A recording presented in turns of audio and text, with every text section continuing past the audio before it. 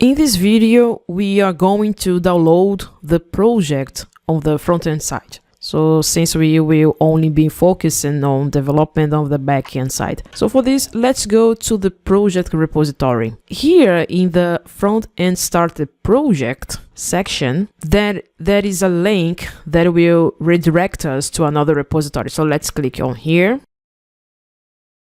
So here we will have all the client side. So let's clone this project in our machine. I already created a folder here in my local machine. So in this case, let me open here my prompt command here. Let's using the git clone command.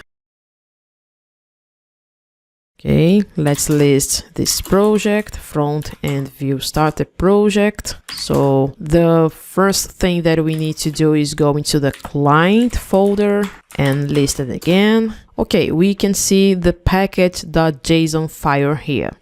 So in this case, let's use the command npm install.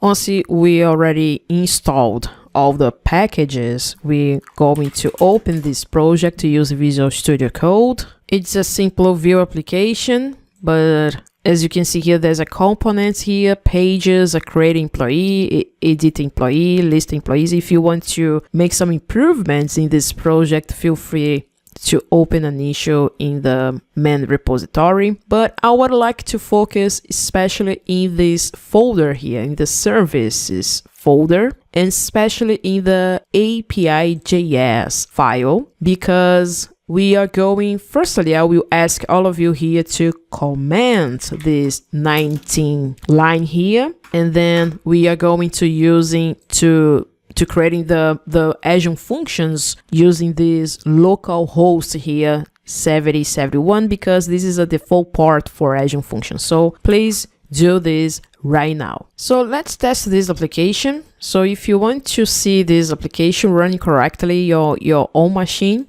let's open our prompt command here. So in my case, I'm using the commander here. So the command that we have to use here is npm run server. Let's open this application in the local host 8080 using any browser.